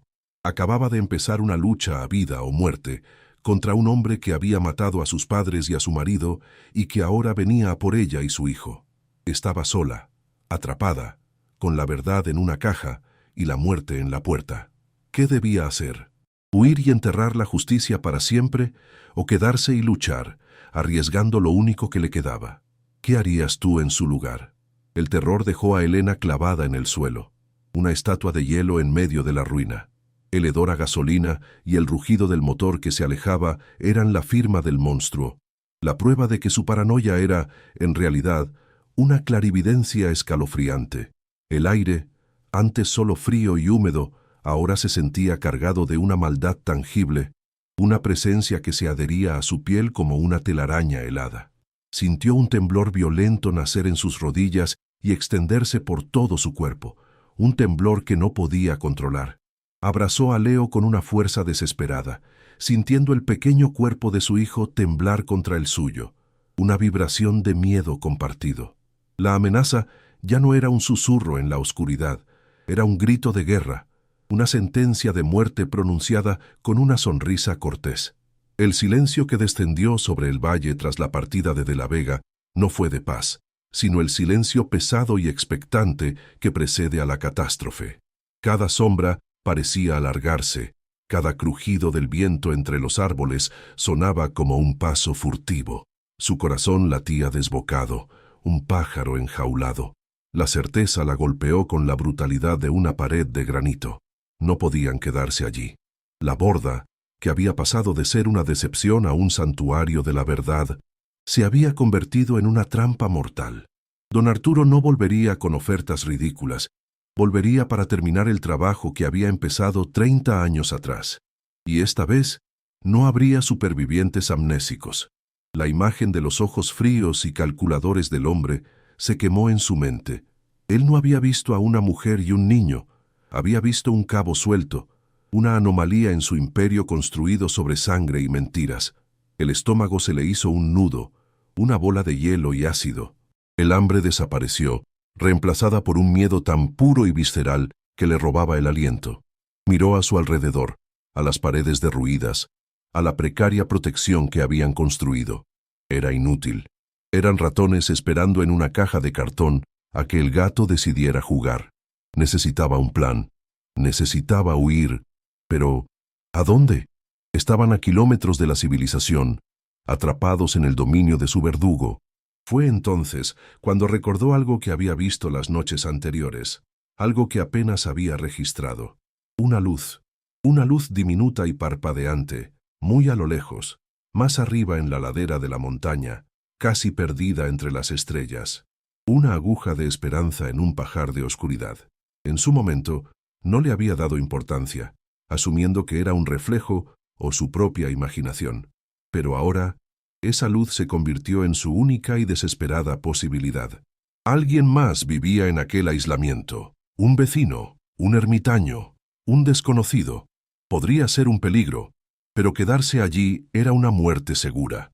La elección era entre un peligro incierto y uno garantizado. Sintió una oleada de adrenalina recorrer sus venas, una energía nacida de la desesperación más absoluta. «Leo», dijo, su voz firme, a pesar del temblor de sus manos. Recoge tus cosas, las más importantes. Nos vamos de aquí, ahora. No había tiempo para explicaciones. La urgencia en su voz fue suficiente para que el niño obedeciera sin hacer preguntas. Sus ojos grandes y llenos de un miedo que reflejaba el de su madre. La decisión estaba tomada. Una apuesta a ciegas en la noche que comenzaba a caer. Elena metió la caja de caudales, ahora el objeto más preciado y peligroso del mundo, en su raída mochila. Añadió el álbum de fotos, el ancla de su nueva y frágil identidad, y la poca comida que les quedaba. El peso en su espalda era el peso de su pasado y su futuro. Afuera, el crepúsculo teñía el cielo de un violeta enfermizo. El viento soplaba más fuerte, un lamento que parecía advertirle del peligro. «Mamá, tengo miedo», susurró Leo, su mano aferrada a la de ella como un tornillo de banco. «Yo también, mi amor», respondió Elena, y la honestidad de sus palabras fue extrañamente reconfortante. «Pero por eso mismo tenemos que ser valientes». La palabra «valiente» sonó hueca en sus propios oídos. No se sentía valiente, se sentía como un animal acorralado, actuando por puro instinto de supervivencia. Miró por última vez la ruina, el lugar de su trauma y su revelación. El aire olía a pino, a tierra húmeda y a la amenaza persistente de la muerte que acechaba en las sombras del valle. Caminaron en dirección a la luz lejana, adentrándose en el bosque que se oscurecía a cada minuto. El camino era una senda apenas visible, una cicatriz en la ladera de la montaña. El sonido de sus propios pasos, el crujido de las hojas secas y las ramas rotas bajo sus pies, sonaba estruendoso en el silencio creciente. Elena agudizaba el oído, esperando escuchar el rugido del motor de la Vega regresando, pero solo oía el latido de su corazón en sus oídos y el silbido del viento. Cada sombra parecía un hombre al acecho, cada ulular de una lechuza un grito de advertencia. Mantuvo a Leo pegado a ella, su pequeño cuerpo una fuente de calor y de una responsabilidad aterradora. El frío de la noche de montaña empezaba a calar, un frío húmedo que se metía en los huesos. La mochila pesaba cada vez más y el esfuerzo de la subida le quemaba los pulmones, pero seguía adelante, impulsada por la imagen de los ojos de la Vega y el recuerdo de su amenaza velada sobre los accidentes. La oscuridad no era su enemiga, era su única aliada. Después de lo que pareció una eternidad de subida a ciegas, con las piernas temblando por el esfuerzo y el miedo, la vieron. No era una luz brillante, sino el resplandor cálido y anaranjado de una ventana, una pequeña mancha de vida en un océano de negrura. A medida que se acercaban, pudieron distinguir la silueta de una pequeña cabaña de madera, con un hilo de humo ascendiendo de la chimenea y desapareciendo en el cielo estrellado. El olor a leña quemada llegó hasta ellos, un aroma a hogar y a seguridad que contrastaba violentamente con el hedor a moho de la borda. Elena se detuvo a unos metros, el corazón latiéndole con una mezcla de esperanza y aprensión. ¿Y si se equivocaba? ¿Y si el ocupante de la cabaña era un amigo de la Vega? Pero no tenía otra opción. Respiró hondo, el aire helado quemándole la garganta, y avanzó, arrastrando a Leo con ella. El sonido de sus pasos sobre la grava del sendero que llevaba a la puerta fue el sonido más ruidoso que había hecho en su vida. Tocó la puerta de madera. Un golpe. 2. El sonido resonó seco y definitivo en la noche. La puerta se abrió con un chirrido lento, revelando a un hombre que parecía tan antiguo como las montañas que lo rodeaban.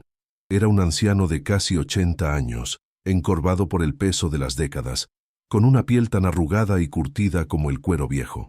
Su pelo era una mata escasa y blanca, y sus ojos, de un azul pálido y acuoso, la miraron con una mezcla de sorpresa y una profunda y arraigada desconfianza. Sostenía una lámpara de aceite en una mano nudosa y temblorosa, y la luz proyectaba sombras danzantes en su rostro, acentuando los surcos de una vida de trabajo y soledad. La cabaña, detrás de él, era pequeña y estaba abarrotada, pero olía a limpio, a sopa caliente y a la calidez seca de un fuego constante. El hombre no dijo nada, solo la observó, su mirada viajando de su rostro asustado al de su hijo, que se escondía detrás de sus piernas. El silencio se estiró, tenso y lleno de preguntas no formuladas. Elena sintió que tenía que hablar antes de que la puerta se cerrara en su cara para siempre. Su única esperanza estaba en ese hombre. «Por favor, señor, necesitamos ayuda». La voz de Elena salió como un susurro roto, una súplica desesperada. «Nos están buscando». Un hombre, don Arturo de la Vega. Al pronunciar el nombre, vio un destello de algo en los ojos del anciano. No fue sorpresa, fue reconocimiento, y fue miedo, un miedo viejo y familiar. El hombre apretó la mandíbula, y su mano libre se cerró en un puño. Su mirada se endureció, la desconfianza reemplazada por una alarma sombría. Hizo un gesto rápido con la cabeza, instándolos a entrar, y cerró la puerta tras ellos, corriendo el pesado cerrojo de madera. El sonido del cerrojo al encajar en su sitio fue como el fin del mundo y el principio de otro. «Soy Sebastián», dijo el anciano. Su voz un murmullo grave y rasposo, como piedras rozando entre sí. «¿Qué tenéis que ver vosotros con ese demonio?» Elena, temblando de frío y de alivio, se dejó caer en una silla de madera junto a la chimenea crepitante. El calor del fuego comenzó a descongelar sus miembros entumecidos, pero el hielo de su corazón permanecía intacto. Estaba a punto de apostarlo todo. Elena abrió la mochila y sacó el pequeño álbum de fotos. Sus manos temblaban tanto que casi se le cae. Se lo tendió a Sebastián sin decir una palabra. El anciano lo cogió con una extraña reverencia, sus dedos nudosos rozando el cuero agrietado. Abrió la primera página. La luz de la lámpara de aceite iluminó la fotografía de la niña sonriente, delante de la borda en su antiguo esplendor. Sebastián se quedó sin aliento. El color desapareció de su rostro ya pálido, y la lámpara tembló violentamente en su mano, derramando una gota de aceite caliente sobre la mesa de madera.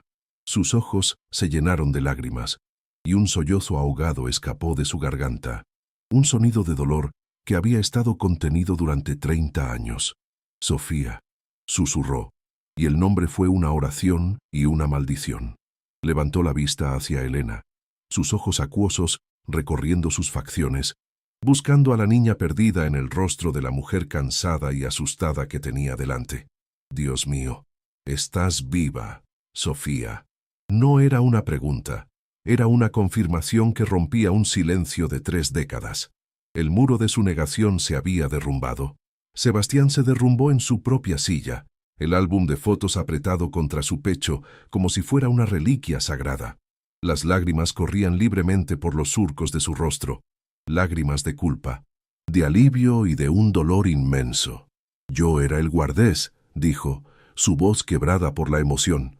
«Trabajaba para tus padres, Miguel y Laura. Eran buena gente, la mejor». Miró a Elena, y en sus ojos vio el reflejo de una lealtad que había sobrevivido 30 años de miedo. «Yo estaba allí esa noche. Lo vi todo». Elena contuvo la respiración, el corazón martilleándole en la garganta. La pieza final del rompecabezas estaba a punto de caer en su sitio. «No fue un accidente de coche, Sofía», continuó Sebastián, y su voz bajó a un susurro conspirador, como si las paredes pudieran oír. «No hubo ningún coche. Fue un incendio provocado, Mansa». La revelación golpeó a Elena con la fuerza de una ola, dejándola sin aire.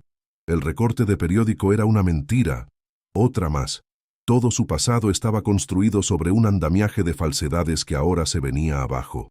«Los hombres de la Vega vinieron por la noche», narró Sebastián, sus ojos perdidos en el recuerdo de aquel horror. «Yo los oí llegar. Me escondí en el bosque como un cobarde. Olía a gasolina, un olor dulzón y nauseabundo que nunca olvidaré. Luego, el rugido. El fuego se tragó la borda en minutos, un monstruo naranja que rugía hacia el cielo nocturno. Vi las siluetas de tus padres en la ventana de arriba, y luego nada». Hizo una pausa, ahogado por la memoria, y Elena sintió que el frío volvía a apoderarse de ella, un frío que el fuego de la chimenea no podía tocar. «Cuando se fueron, busqué entre los escombros. Te encontré a ti, inconsciente, cerca del viejo roble, lejos del fuego. Tu tía abuela, que había oído el alboroto desde su casa, llegó poco después. Ella te salvó. Ella urdió el plan, dijo que estabas muerta, te dio otro nombre. Todo para protegerte de él». La gratitud hacia la mujer que nunca conoció se mezcló con una nueva ola de rabia impotente. El olor a humo imaginario le llenó las fosas nasales, un eco sensorial de la tragedia. ¿Pero por qué? ¿Qué habían descubierto?, preguntó Elena, su voz apenas un hilo. Sebastián la miró, sus ojos llenos de una urgencia renovada. La culpa había dado paso a la determinación. Las pruebas. Sofía, tus padres eran más listos que él. Sabían que De la Vega era un hombre peligroso. Habían descubierto su trama de recalificación de terrenos, cómo había robado tierras a decenas de familias durante años usando documentos falsos y amenazas. Pero no guardaban las pruebas en la casa. Eso habría sido demasiado obvio. Hizo una pausa, inclinándose hacia adelante, su voz bajando aún más. Tu padre era un hombre precavido. Me lo dijo una semana antes. Si algo me pasa, Sebastián, la verdad está a buen recabo, donde el agua la protege del fuego. Elena sintió un escalofrío. Agua y fuego. La frase era una clave, una adivinanza macabra. No entiendo, susurró. Sebastián asintió, su mirada fija y penetrante. El viejo pozo, el que está detrás de la borda, escondieron todo allí. La revelación la dejó sin aliento. Un nuevo y peligroso camino se abría.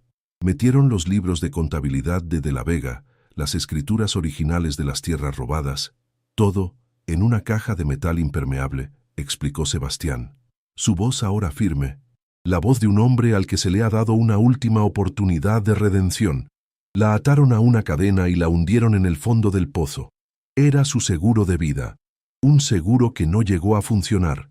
El miedo y la cobardía habían mantenido a Sebastián en silencio durante 30 años. El regreso de Sofía era una segunda oportunidad, una forma de enmendar su fracaso. Yo no tuve el valor de hacer nada, confesó, y la vergüenza era palpable en su voz. De la Vega me amenazó. Dijo que le haría a mi familia lo mismo que a la tuya si hablaba, y yo callé. He vivido con esa cobardía cada día de mi vida. Miró la caja que Elena había traído, la que encontró en la chimenea. Esos son señuelos, recuerdos, lo que tus padres dejaron para ti. Las armas de verdad, las que pueden destruir a De la Vega, siguen esperando en la oscuridad y el frío del pozo. Una nueva y terrible urgencia se apoderó de Elena. No bastaba con huir. No bastaba con saber la verdad. Tenía que recuperar esas pruebas. Era la única manera de obtener justicia para sus padres, para su marido, y la única manera de garantizar que ella y Leo pudieran vivir sin tener que mirar constantemente por encima del hombro. La decisión se formó en su mente, clara y afilada como un trozo de cristal. Tengo que volver, dijo, y las palabras sorprendieron incluso a ella misma por su firmeza. Sebastián la miró con alarma. Es una locura. Sofía, De la Vega sabe que estás aquí. Volverá. Está viniendo. Pero Elena negó con la cabeza, una determinación de acero endureciendo sus facciones. Es precisamente por eso que tengo que ir ahora.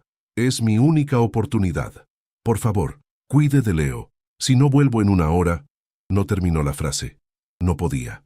El peso de lo que estaba a punto de hacer la aplastaba. Pero la imagen de sus padres consumidos por las llamas la impulsaba hacia adelante. Era una deuda de sangre que tenía que saldar. La historia de su familia dependía de ello. Sebastián cuidaría de Leo. Con esa frágil garantía, Elena se deslizó fuera de la cabaña y se sumergió de nuevo en la noche helada. La oscuridad ya no era un manto protector, sino un campo de batalla. Corrió cuesta abajo, el descenso mucho más rápido y peligroso que la subida. Sus pies resbalaban en las piedras sueltas, las ramas le arañaban la cara, pero no sentía dolor. Solo sentía la adrenalina y el tic-tac de un reloj invisible.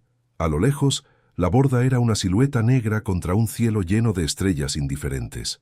El silencio era absoluto, pero en su mente oía el rugido del fuego y los gritos ahogados de sus padres.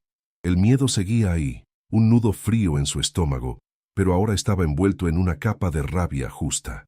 Ya no era solo una víctima huyendo, era una hija buscando venganza, una madre luchando por el futuro de su hijo. Llegó a la parte trasera de la ruina, sin aliento, el corazón martilleándole contra las costillas. Delante de ella, cubierto de maleza, estaba el brocal de piedra del viejo pozo, el lugar donde la verdad había esperado 30 años. El pozo era una boca negra y circular que se abría en la tierra, emanando un olor a humedad y a piedra fría. Elena apartó la pesada tapa de madera podrida que se deshizo parcialmente en sus manos. Miró hacia abajo, pero solo vio una oscuridad insondable. Un escalofrío le recorrió la espalda. El miedo a las profundidades, a lo desconocido que acechaba debajo, luchaba contra la urgencia de su misión. A un lado, enrollada en un soporte de hierro oxidado, estaba la cadena de la que había hablado Sebastián. Estaba cubierta de óxido y musgo, pero parecía sólida. Empezó a tirar de ella, el metal helado quemándole las manos desnudas. Eslabón a eslabón, la cadena subía del pozo, goteando agua fría y fangosa. El sonido de los eslabones metálicos chirriando contra el borde de piedra era el único sonido en la noche. Pesaba, mucho más de lo que esperaba. Cada metro que sacaba le costaba un esfuerzo sobrehumano. Sus músculos gritaban en protesta. Tiró con todas sus fuerzas, la esperanza y el miedo, dándole una energía que no sabía que poseía. Finalmente, sintió que algo pesado salía del agua. Con un último tirón agónico, una caja de metal, más grande y robusta que la primera, apareció en el borde del pozo. Estaba cubierta de una capa de limo verde y olía a agua estancada y a metal oxidado, pero estaba intacta. Un candado grueso y enmohecido la mantenía cerrada. No había tiempo para buscar una llave. Cerca del pozo había una gran piedra. Con un grito de esfuerzo y rabia, levantó la piedra por encima de su cabeza y la dejó caer sobre el candado. El impacto metálico resonó en la noche. Una vez, 2 veces. Al tercer golpe, el metal viejo y corroído cedió con un chasquido seco. El candado se rompió. Elena se arrodilló, con el pecho subiendo y bajando con violencia, y abrió la tapa. El interior estaba seco, forrado con lo que parecía tela encerada. Contenía una pila de libros de contabilidad y una serie de documentos atados con una cinta descolorida. Eran las escrituras, eran las pruebas. Lo había conseguido. Un torrente de alivio la inundó, tan intenso que casi la hizo llorar. Justo en ese instante, cuando sus dedos rozaban el papel que podía destruir a De la Vega, un haz de luz blanca y cegadora barrió la oscuridad, atrapándola como a un animal asustado. El sonido de un motor potente rompió el silencio, seguido del chirrido de neumáticos sobre la grava. Un todoterreno negro, el mismo de antes, se detuvo bruscamente a pocos metros. Las puertas se abrieron y 2 figuras corpulentas descendieron. No eran la policía, eran matones. Sus siluetas recortadas contra los faros del coche eran la personificación de la violencia. Elena se quedó congelada, el corazón detenido en su pecho, la caja de pruebas abierta sobre su regazo. La habían encontrado. Era demasiado tarde.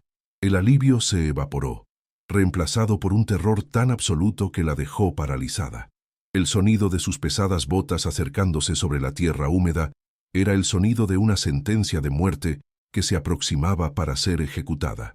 No había escapatoria, no esta vez. La historia se repetía de la forma más cruel posible. La habían atrapado en el mismo lugar. Uno de los hombres llevaba una lata de metal. El olor. El mismo olor del que Sebastián había hablado. Gasolina. Un olor dulzón y nauseabundo que prometía una muerte por fuego. El hombre desenroscó la tapa y comenzó a rociar el líquido sobre una esquina de la borda, sobre la madera seca y las vigas podridas. Sus movimientos eran tranquilos, profesionales, los de alguien que ha hecho esto antes.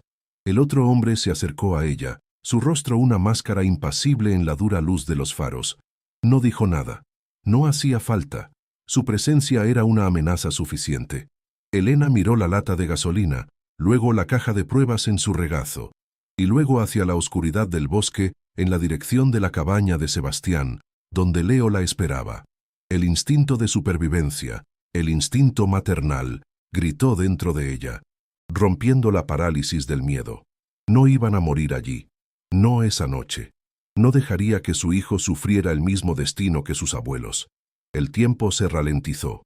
Cada segundo se estiró en una eternidad de decisiones a vida o muerte. El segundo hombre sacó un mechero. El pequeño clic metálico fue como un disparo en la noche. Una pequeña llama naranja parpadeó, una promesa del infierno que estaba a punto de desatarse. Ese fue el detonante. En un movimiento fluido nacido del pánico puro, Elena cerró la tapa de la caja de metal, la abrazó contra su pecho, se puso en pie de un salto y echó a correr. No corrió hacia el camino, hacia el coche, sino hacia la negrura total del bosque, hacia Sebastián, hacia Leo. El hombre del mechero gritó una maldición. Un instante después, hubo un whoosh ensordecedor y una pared de llamas anaranjadas se elevó hacia el cielo, iluminando la noche con un resplandor infernal. La esquina de la borda estaba en llamas, el fuego trepando por la madera seca con una velocidad aterradora. El calor la golpeó en la espalda incluso a distancia.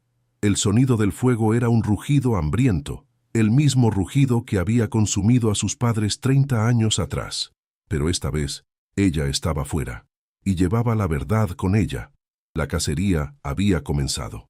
Corrió como nunca antes había corrido en su vida. La caja de metal era pesada y torpe, golpeándola en las costillas con cada zancada. El suelo del bosque era una trampa de raíces y piedras.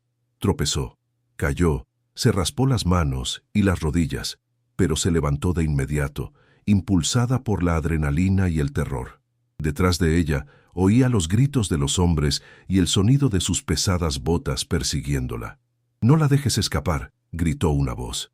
El resplandor del incendio iluminaba el bosque con una luz parpadeante y macabra, proyectando sombras monstruosas que parecían garras tratando de atraparla. Podía oír sus pisadas cada vez más cerca, el crujido de las ramas que rompían a su paso. Su aliento era un jadeo doloroso en su garganta, sus pulmones ardían. El olor a humo era cada vez más intenso, mezclándose con el olor a pino y a tierra mojada. Apretó la caja con más fuerza. Esta caja era su única arma. Era la justicia de sus padres. Era el futuro de su hijo. Y no iba a soltarla. No importaba lo que pasara. La subida hacia la cabaña de Sebastián era una pared casi vertical de roca y barro. Se aferraba a las raíces y a los troncos de los árboles para impulsarse hacia arriba, sus músculos gritando en agonía. Podía oír a los hombres justo debajo de ella, su respiración agitada, sus maldiciones cada vez más cercanas. Uno de ellos estaba a solo unos metros. Sintió un tirón en el tobillo.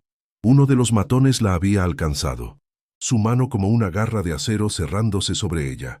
Elena gritó, un sonido agudo de pánico y rabia, y pateó hacia atrás con todas sus fuerzas, a ciegas. Su talón impactó con algo sólido y oyó un gruñido de dolor y sorpresa. El agarre se aflojó. Ganó un segundo precioso. Siguió trepando, arañando la tierra, el sabor a barro y a sangre en su boca. La luz de la cabaña de Sebastián apareció entre los árboles, un faro de esperanza en la noche más oscura de su vida. Estaba tan cerca, pero sus perseguidores también lo estaban. El sonido de sus pasos era ahora un trueno a sus espaldas, la promesa de un final violento. El fuego en la borda crecía, un faro de destrucción visible desde toda la ladera. Las llamas se elevaban alto en el cielo nocturno, devorando 30 años de secretos y mentiras, pero también el último vestigio del hogar de su infancia. El sonido del crepitar de la madera era un acompañamiento constante a su huida desesperada. Elena no miró atrás. Su único foco era la luz amarilla de la ventana de Sebastián. Era su santuario.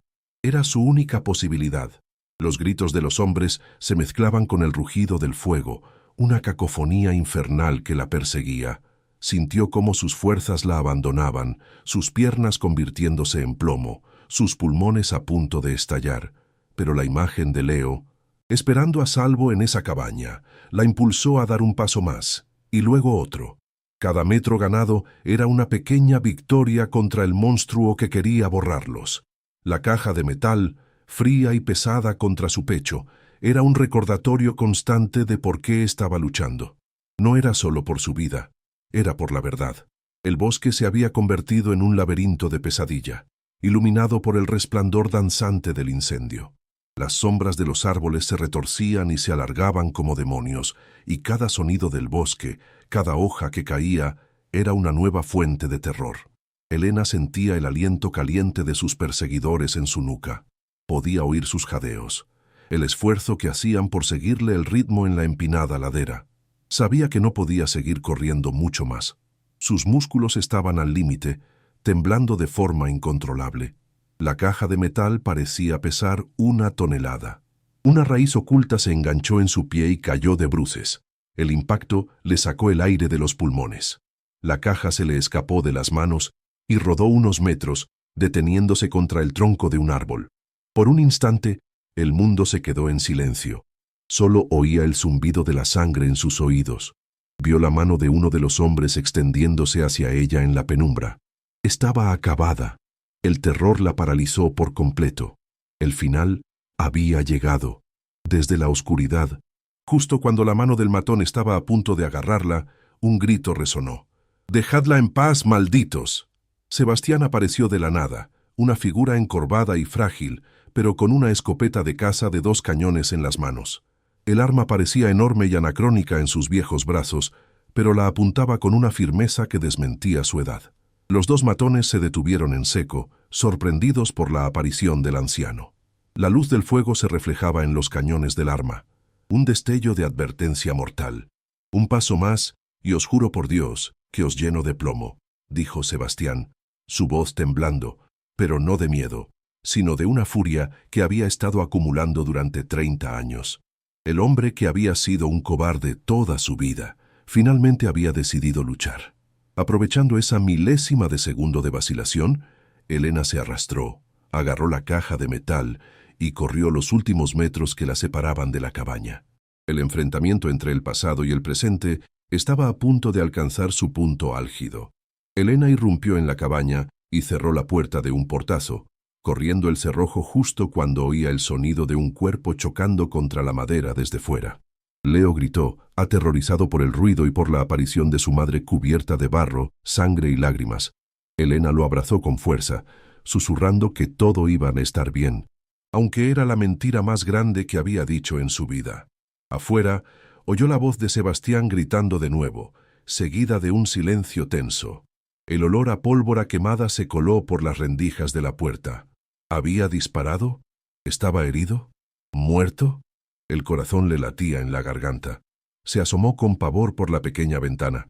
Vio a Sebastián de pie, la escopeta aún en alto, y a los 2 hombres retrocediendo lentamente, con las manos en alto. No se arriesgarían a un disparo a quemarropa por una persecución. Se dieron la vuelta y desaparecieron en la oscuridad, probablemente para informar a su jefe. No era una victoria, era una tregua. Una muy, muy corta. Sabían dónde estaban, volverían, y la próxima vez no vendrían solo 2. Traerían un ejército si fuera necesario para recuperar esas pruebas. Sebastián entró en la cabaña, pálido y tembloroso, pero con una nueva luz en sus ojos. La luz de un hombre que ha recuperado su honor. «No tenemos mucho tiempo», dijo, su voz grave y urgente. «Llamarán a De la Vega. Tenemos que actuar ahora». Caminó hacia un rincón de la cabaña y apartó una vieja alfombra, revelando un aparato que parecía de otro siglo, una radio de radioaficionado, con sus diales y su gran micrófono. «Tu padre me la dio», explicó. Dijo que si alguna vez la necesitaba, usara una frecuencia que solo conocían unos pocos, una frecuencia de confianza. Mientras calentaba las válvulas del aparato, un zumbido bajo llenó la habitación. El olor a ozono y a polvo caliente se mezcló con el de la leña. Elena se aferró a la caja de metal, su contenido el único escudo que tenían contra la tormenta que se avecinaba. Todo dependía de esa vieja radio. Sebastián se sentó ante el aparato, se puso unos auriculares y comenzó a girar el dial, produciendo una serie de silbidos y estática. Murmuraba nombres en clave y códigos que Elena no entendía.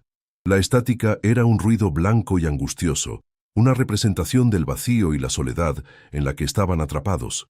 Cada segundo que pasaba era una eternidad. Elena miraba por la ventana, esperando ver las luces de los coches de la Vega aparecer en cualquier momento en el camino.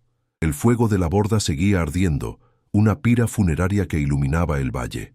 De repente, entre la estática, una voz respondió, lejana, quebrada, pero clara. Sebastián respondió, su voz urgente, explicando la situación a toda velocidad. Mencionó los nombres de Miguel Pascual y Laura Soler, el nombre de don Arturo de la Vega, y las palabras pruebas y asesinato. Hubo una pausa en el otro lado de la línea, y luego la voz respondió con dos palabras que hicieron que Elena sintiera una oleada de esperanza tan intensa que casi se cae. «Estamos en camino». Sebastián colgó el micrófono, su rostro bañado en sudor, pero con una expresión de triunfo agotado. «Era un viejo amigo de tus padres, un fiscal de la Audiencia Nacional. Dijo que nunca creyó la historia del accidente». Miró a Elena, sus ojos azules brillando con una intensidad renovada. «Vienen, pero no la policía local. De la Vega los tiene en el bolsillo. Viene la UCO, la Unidad Central Operativa de la Guardia Civil. Vienen de Madrid». Elena sintió que las rodillas le flaqueaban y tuvo que apoyarse en la pared. Ayuda real, ayuda poderosa. Por primera vez, no estaban solos, pero Madrid estaba lejos, muy lejos, y de la Vega estaba cerca, muy cerca. El resto de la noche sería una carrera contra el tiempo. Tendrían que resistir, tenían que sobrevivir hasta el amanecer. La cabaña, que antes había sido un refugio, ahora era una fortaleza sitiada. El asedio final estaba a punto de comenzar, y ellos eran los únicos defensores. El resto de la noche fue una vigilia de terror y esperanza. Apagaron la lámpara de aceite, sumergiendo la cabaña en una penumbra apenas rota por el resplandor moribundo del fuego de la chimenea. Cada crujido del bosque, cada susurro del viento, era el sonido de los hombres de la Vega regresando. Sebastián se sentó junto a la puerta, la escopeta apoyada en su regazo, sus viejos ojos fijos en la oscuridad. Elena se sentó en el suelo, abrazando a Leo, que finalmente se había quedado dormido por puro agotamiento. Su respiración un ritmo suave y frágil en el tenso silencio. Apretó la caja de metal contra su pecho. Era fría, dura y real. Contenía 30 años de dolor, pero también la promesa de justicia. La espera era una tortura, una lenta erosión de los nervios. El tiempo se había detenido, cada minuto una hora, cada hora una eternidad. La única medida del paso del tiempo era el lento descenso de la luna en el cielo y el gradual palidecer de las estrellas.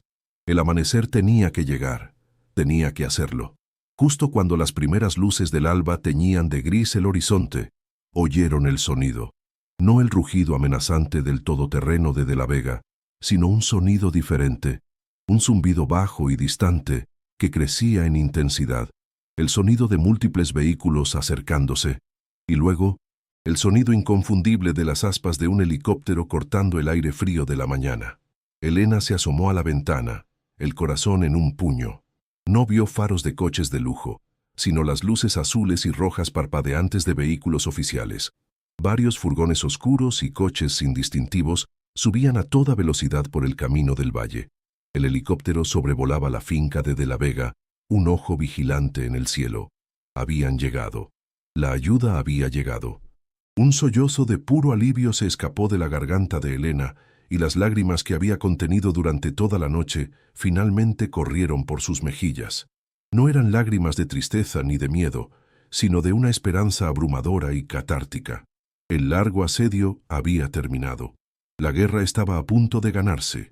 Apenas el primer rayo de sol tocó las cumbres de los Pirineos. El aire se llenó de un sonido nuevo y ajeno, el batir rítmico y poderoso de las aspas de un helicóptero. Elena, asomada a la ventana de la cabaña, observó con el corazón en un puño cómo la aeronave descendía sobre el valle como un ave de presa metálica. Simultáneamente, por el camino de tierra, una caravana de vehículos oscuros sin distintivos avanzaba a una velocidad implacable, sus luces azules parpadeando en silencio. De ellos descendieron hombres vestidos de negro, moviéndose con una eficiencia letal que no pertenecía a aquel mundo de piedra y musgo. El sonido de sus botas sobre la grava, los chasquidos de las radios y las órdenes susurradas en un lenguaje en clave rompieron el silencio de la montaña. Ya no estaban solos. El miedo no se fue, pero cambió de forma. Se transformó en un asombro sobrecogedor al ver que la maquinaria de una justicia que creía muerta acababa de despertar con una furia implacable. La ayuda no había sido una promesa lejana. Era una fuerza abrumadora y presente.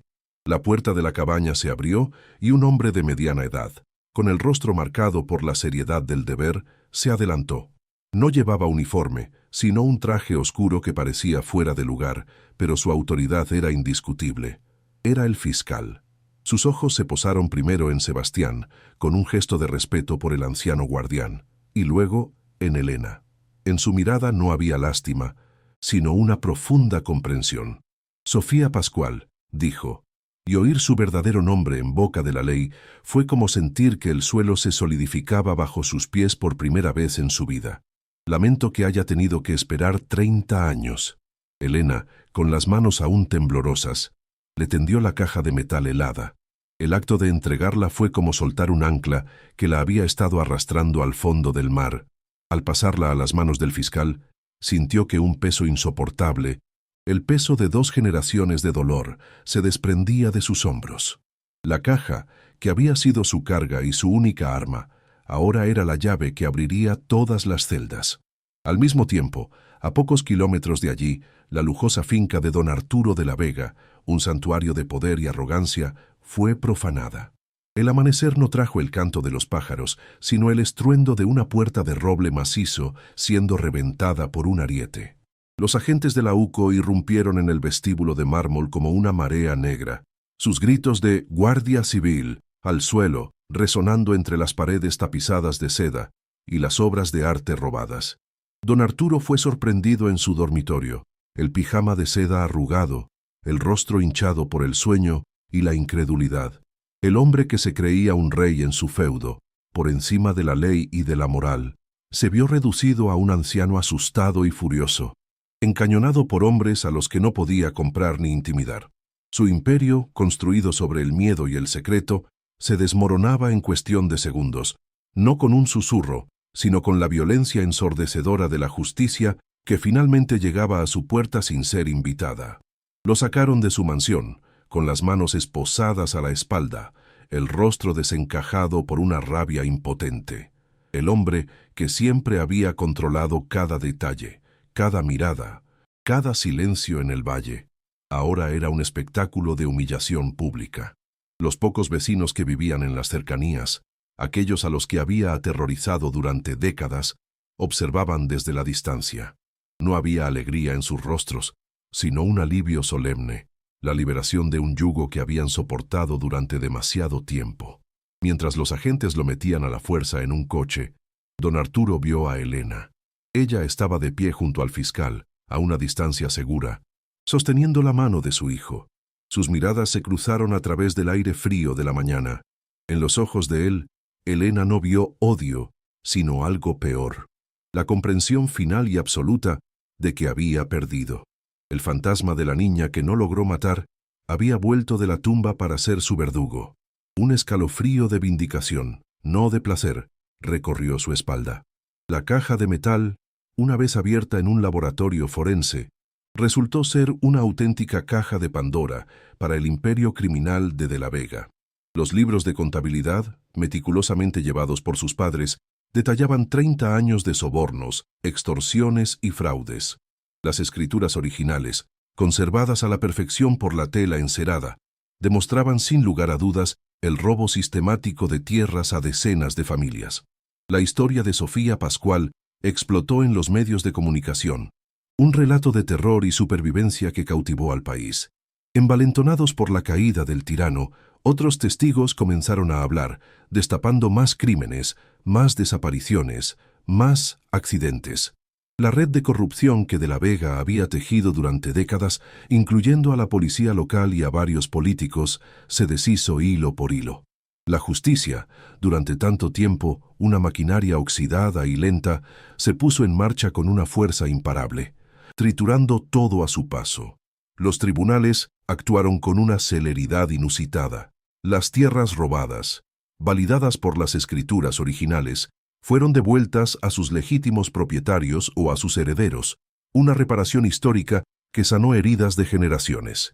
Y Elena, oficialmente reconocida como Sofía Pascual, fue declarada la única heredera legal del vasto patrimonio de sus padres. Descubrió que la borda sin valor era solo la puerta de entrada a una de las propiedades más extensas y valiosas de la comarca, un conjunto de terrenos y bosques que de la Vega había usurpado y que ahora, por derecho, le pertenecían. La mujer que había llegado a Valleoscuro con menos de 200 euros, huyendo del desahucio, se convirtió, por un giro del destino, en una mujer rica y poderosa. Pero la verdadera riqueza no estaba en las cifras de su nueva cuenta bancaria, sino en la recuperación de su nombre, de su historia y de la dignidad de su familia. El suelo bajo sus pies, por primera vez, se sentía firme y propio. Un año después, el sonido que dominaba la ladera de la montaña no era el del viento silbando entre las ruinas, sino el de la vida en plena construcción. El esqueleto de piedra de la borda se había transformado. Vigas de madera nueva, con el olor fresco y penetrante de la resina, sostenían un techo sólido. Los huecos vacíos de las ventanas ahora albergaban grandes ventanales que se abrían al paisaje espectacular del valle. Sofía, de pie en el prado, observaba a los trabajadores, un plano de arquitecto desenrollado en sus manos. Ya no había rastro de la desesperación en su rostro, solo la concentración serena de quien construye su propio futuro. A pocos metros, Leo, que había recuperado el color en las mejillas y la luz en la mirada, corría tras una mariposa, y su risa, limpia y cristalina, resonaba entre las montañas. Era un sonido que Sofía había temido no volver a oír jamás. El aire ya no olía a podredumbre, sino a tierra fértil, a madera nueva y a la promesa de un hogar renacido de sus cenizas. Dentro de la casa, ahora un espacio luminoso y cálido, Sofía había instalado su nuevo taller. No era un rincón oscuro en un piso de Madrid, sino una habitación entera con una pared de cristal que daba al valle. La vieja máquina de coser, símbolo de su angustia, había sido reemplazada por un modelo moderno y silencioso. El zumbido ya no era el de la supervivencia, sino el de la creación. No cosía telas baratas para pagar facturas, sino que diseñaba una prenda con una tela noble, por el puro placer de crear belleza. Sebastián, que se había negado a abandonar su cabaña, pero pasaba la mayor parte del día con ellos, entró con una bandeja y 2 vasos de limonada. Su rostro, antes una máscara de culpa, ahora estaba relajado en una sonrisa serena. Se había convertido en el abuelo que Leo nunca tuvo y en el guardián de la memoria de la familia. Juntos, miraron por la ventana el paisaje que finalmente estaba en paz, un reino reconquistado no por la fuerza, sino por la verdad. La escena final se desarrolla en la nueva cocina, un espacio amplio y acogedor que es el corazón de la casa. El aire está impregnado del aroma rico y profundo de un guiso de carne que hierve a fuego lento, un olor que habla de abundancia, de hogar y de tiempo. Sofía pone la mesa de madera maciza, no con la prisa de la necesidad, sino con el cuidado de un ritual de amor. Coloca 3 platos. Sebastián y Leo están sentados cerca del fuego, riendo por una de las viejas historias del anciano. Sofía se detiene un momento, con un plato en la mano, y contempla la escena. El calor del hogar, la seguridad en los ojos de su hijo, el sonido de la risa. Recuerda, con una claridad que ya no duele, la noche en que contó sus últimas monedas sobre una mesa grasienta en Madrid. 187 euros. Un torrente de gratitud, tan intenso que la deja sin aliento, la inunda. Una sola lágrima, silenciosa y caliente, se desliza por su mejilla. Ya no es Elena, la víctima, es Sofía, la superviviente. Sofía no solo recuperó su nombre y su fortuna, sino que reescribió el final de la historia de su familia, transformando un legado de dolor en un futuro de esperanza. Demostró que incluso en la oscuridad más profunda, una sola chispa de verdad puede prender un fuego capaz de purificarlo todo. La justicia puede tardar, pero cuando llega, su fuerza es imparable, devolviendo la vida a donde solo había ruinas y silencio. Su historia es un recordatorio de la increíble resiliencia del espíritu humano y del poder de una madre dispuesta a todo por proteger a su hijo. Si esta historia de superación, misterio y redención te ha mantenido en vilo hasta el final y quieres descubrir más narrativas que te atrapen de principio a fin, no olvides suscribirte a nuestro canal. Tu apoyo nos permite seguir trayendo historias como la de Sofía, que nos recuerdan que siempre, incluso después de la noche más larga, llega el amanecer.